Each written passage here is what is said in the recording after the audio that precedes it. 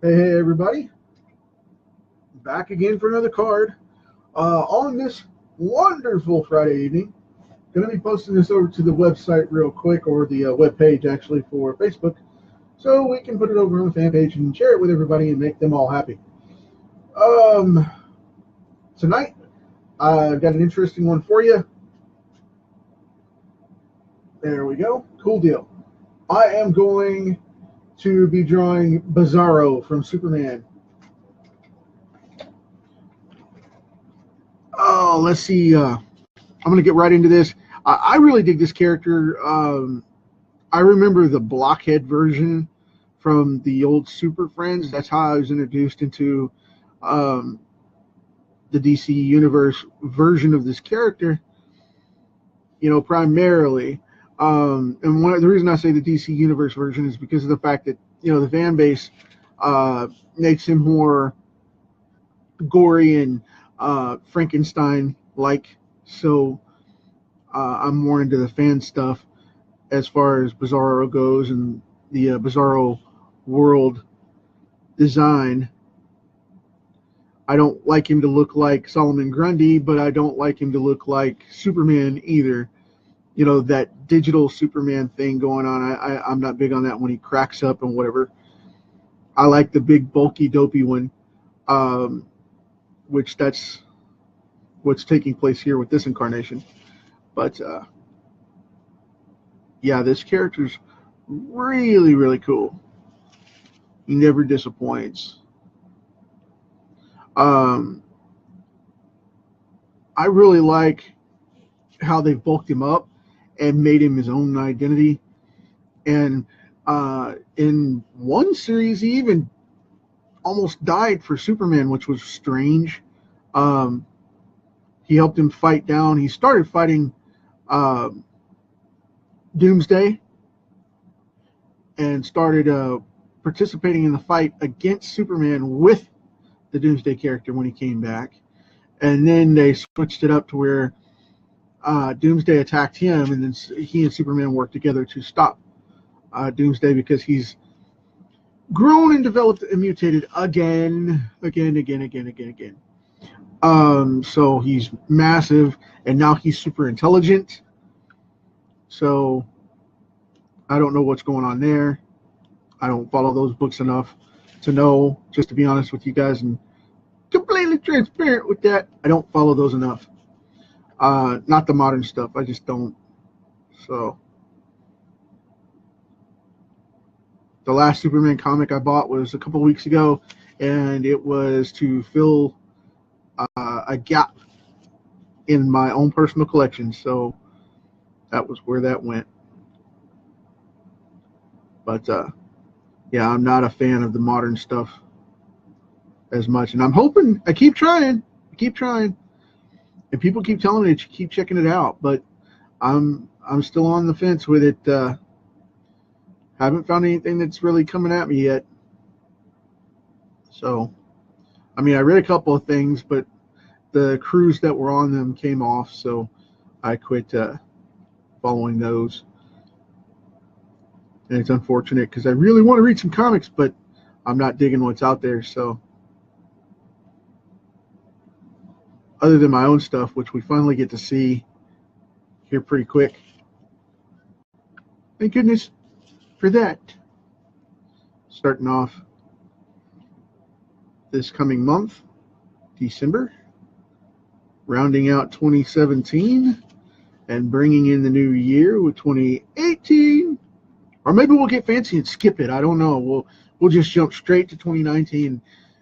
Yeah, I have no clue how easy that would be. I just got it like that. So, just up the calendar a little bit, turn the page, and there's 2019. Hey. But seriously, got some cool stuff coming out with the comics, and going to be doing some speaking events and some conventions this coming year, so it's going to be pretty cool. In the works to get a lot of that done, which I don't do conventions because of the fact that I'm just too goddamn busy with the stuff that I'm producing. So, but I have a couple of that I'm in negotiation with right now for 2018. So we're going to see what happens there. You guys may get to see me face front, so that would be cool. I get asked about that all the time.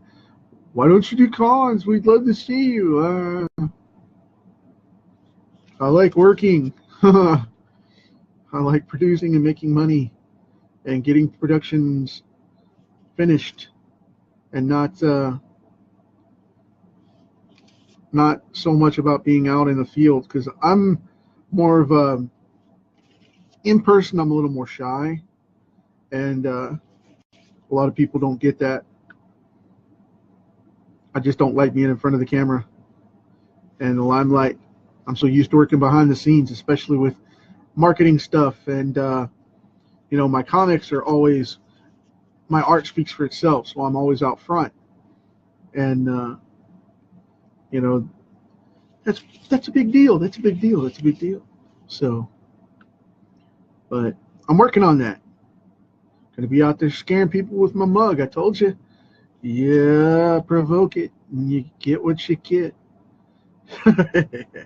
So, honestly, though, I'm trying to get over that, because you know, I've spoken a lot, but I tend not to want to do that because of the fact that I like to, you know, be the guy behind the scenes.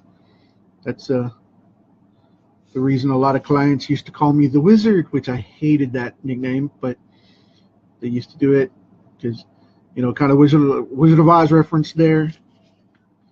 And it's like, who is this guy? Call him. He's a wizard. He'll fix it. Oh, don't do that. Don't want to be hearing that. Next thing I know, I've got a call. But it's all good. I'm just screwing around. It's all good. Really, it is. I love what I do. Love doing this stuff. Love doing comics. Love doing marketing, especially the business stuff.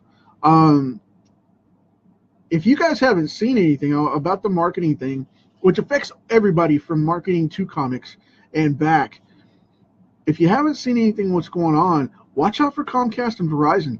They are going after net neutrality yet again for the 10th year in a row. They're trying to cause problems in the U.S. government for net neutrality.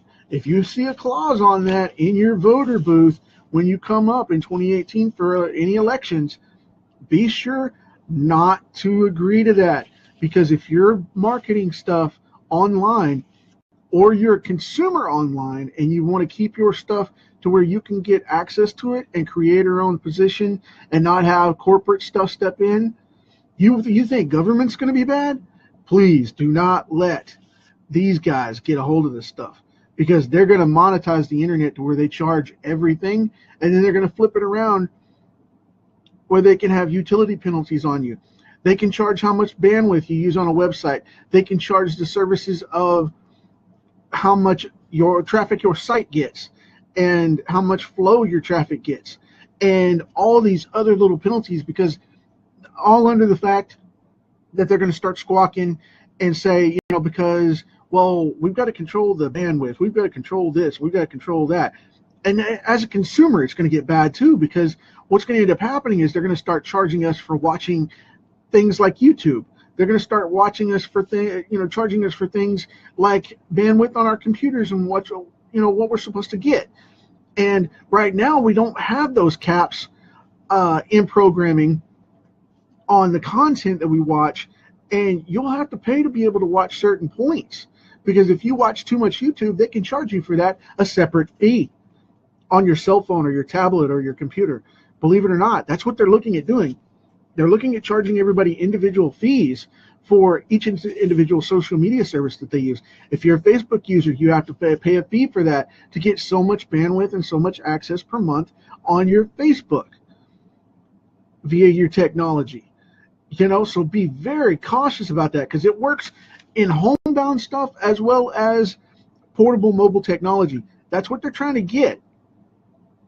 And they've got a couple of people on, they've gotten more and more senators and congressmen involved in this, because they're getting kickbacks from the technology companies like Viacom and let's see, there's Verizon, there's Cox Communications has been involved, AT&T's been involved, Sprint's been involved. You know, you got to be very cautious about that stuff because they will charge you through the nose for your services. I mean, can you imagine getting a phone bill that you sign a new contract when you re-up and they slip something in there because there's some new clause you didn't think about or some new bill that passed because you voted for something and didn't realize what it was? And then they come along and say, well, you know, your phone bill, you ran over your bandwidth by 20 gigs and we charge $5 a gig or $10 a gig. And now you're over 20 gigs and you got to pay $5 or $10 a gig. Well, that's going to be, you know, a couple $100 real quick. I mean, it doesn't sound like much, but if you run up 200 or 300 gigs with your kids chatting or your kids' social media or your kids on the web watching YouTube, and you get a fee like that that's going to hit you upside the head and you don't know it, think about it. You get 200 or 300 gigs in there at $500, you know, $5 a pop. You're going to be paying a couple $100, and then over and beyond that, you're going to have to pay whatever penalties they do to access it. And they're putting in clauses to where they can up your fees without knowing it, your signal package, because of abuse. And they say it's abuse for you to go over so many times. And they're looking to get that stuff done. So be very, very careful, people, and understand I am a hardcore protester on this plan of getting the government and getting the communications business involved in controlling and setting statutes for our internet services. They are looking at capping it like crazy. Now you think about this. If you have Netflix, if you have Hulu, if you have a Roku, that device that handles all of them, that plugs in the back of your TV, or if you have individual accounts, Amazon Prime in there as well, all of that, they can start charging you for bandwidth on that. They can start charging you storage fees for emails that go through your service, text messages that go through your service that are business related. They can start charging you corporate and business fees for those accounts. And you can't use just an access point of that media. So be very cautious and careful and think about that when you're getting into it, because it's like, oh, well, that'll bring our bill down. No, it won't. It'll bring your monthly bill down because they're going to go a la carte services and eat you alive. And you just don't know it. Okay? So I'm telling you right now, as a fellow artist and a fellow creator, as well as for those of you that are into business and marketing and freelance, I'm telling you right now, be very careful with this because it is cutthroat. And I mean serious cutthroat. They're already testing it out in the field. People, pay close attention to your bills because you'll get letters in the mail from them first off, and they're seeing how far they can push it. Cox Communication and Sprint, I know both have put out policies that they've mailed out to the customers saying that they've got new override policies. So if you have unlimited internet access, what they do is they cut the speed. Okay, they cut the speed out of it. So if you got unlimited bandwidth or unlimited connection or unlimited internet, you may have unlimited internet, but that's how they're screwing around with that whole 4G, 2G, 3G, 1G, you know, and then dial-up access even to some. I mean, they've gone down to minimum, what they call minimum mobile web access, which is right there, one point above the lowest point, which is dial-up, because they have to have a landline to make that phone connection. But they're piggybacking off your phone signal, which is why they're going to charge you for roaming charges, and then you're going to get another penalty for that. So be very cautious about that stuff. There's been article after article coming out on it. News and entertainment media have all been talking about it. Be very cautious about what you vote for. In that, you do not want the net neutralization process, because they're going to present it as, well, it's going to cut costs down on your fees from corporate and your package fees, because the first thing you're going to see is entertainment value go up, because they're going to be able to charge for those individual devices, and you'll get the one you want to keep, and you'll be able to keep it, and they'll add it into your program. Like now they're doing Netflix involved in sub-packaging for phones. It's included. And the reason they're doing that is so that they can control the internet, because if they include the fee in the package, then you're guaranteed to use it. So guess what's going to happen? Yeah, they give you unlimited access to it, but they're going to charge you for it in the back end, and they're not telling you. That's how they hook you, because if they put it on your bill, then you're paying for that outlet and that access. But when you use it, it's going to hook you right in the nose. And what I'm saying by that is because of the fact that they're going to use that bandwidth because it's dedicated, you're going to think it's there. And then you're going to be using their limited access of the 4G down to the 1G and down to this minimum mobile access point. And then they're going to charge you per gig. And they're going to eat you alive with either gig fees, bandwidth gig fees, or they're going to eat you alive with mobile fees, roaming charges that you agree to when you get these new packages and these new updates. Be very careful with this stuff. Being a programmer as well as a marketer and an artist, I'm telling you, I do this stuff all the time. I work with these types of programs and build these platforms and help a lot of companies do this stuff. And over the years, I've done many, many things, okay? And I'm telling you, hands down, this is entrapment. And you are giving up the freedom and the facilities to access your favorite media through your favorite technology based on whatever service you apply once that bill is in place, because all utilities will have access to it. If they're a phone company under mobile services, it is now internet technology based. Be very cautious about what you do there. Please listen to me, because I'm telling you, it's not just you that'll get burned, it's everybody. All of us.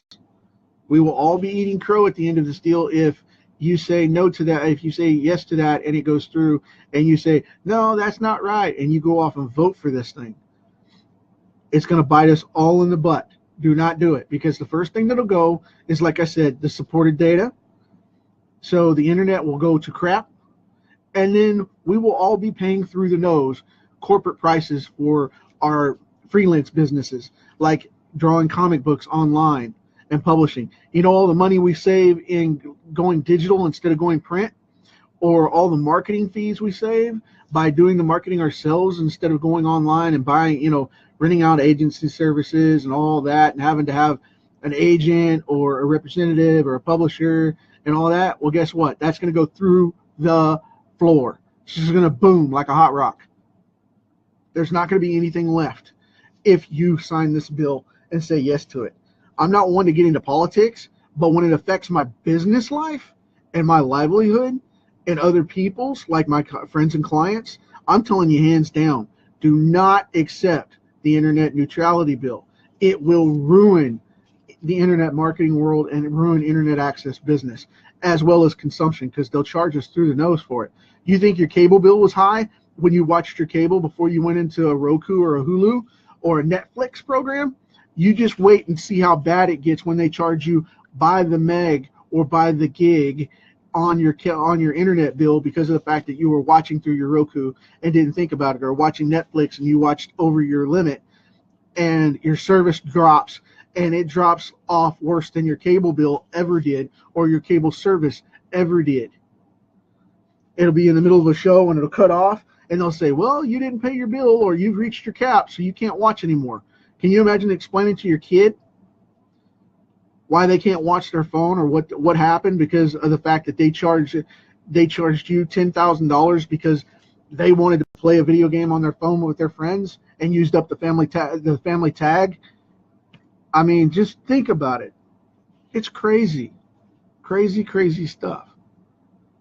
And the reason I wanted to bring this up is because this bill is everywhere right now. Everybody's promoting it, and all these guys are corporate lobbyists coming in and trying to get it for Verizon and all these other companies that want to come in and charge you through the nose for your basic phone services and cable services online. And it counts for hardwire and for mobile, especially mobile.